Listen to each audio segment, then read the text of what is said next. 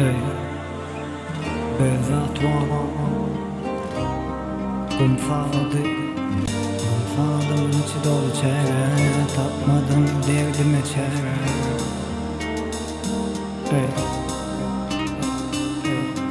Kostoğun gelesip gidiptik Biz dostağın ahini deyiptik Kiçim ula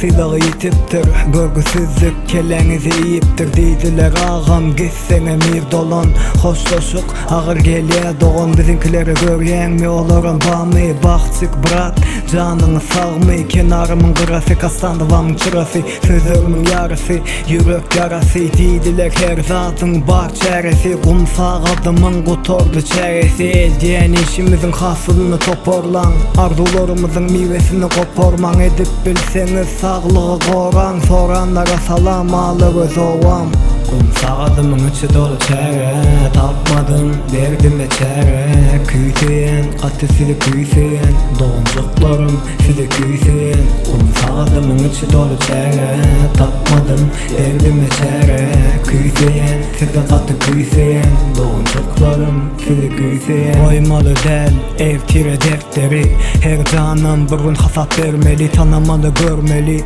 son göremeli Dost olsan onda bereli Geçen günlerimiz eden günlerimiz Kopar yazırmış güllerimiz Kışta soğuk yazlar bilen üşüyen Küyseyen doğuncuklarımı küyseyen İçimdeki ses yarık var ya hüvesim Diyeler blaze bilen tez aydım döresin Biz galeli yıllar yöresin Mekanımı da geldi katı göresim Dostluğu saklayan uzak ara çekmi Her kimin durmuşu çekli Arzular hasıl olsun içimizdeki Bolsun hem mezat gönlümüzdeki Kum sağadımın içi dolu çere Tapmadım derdime çere Küyseyen ateşili küyseyen Doğuncuklarım size küyseyen Kum sağadımın içi dolu çere Tapmadım derdime çere Küyseyen size katı küyseyen Doğuncuklarım size küyseyen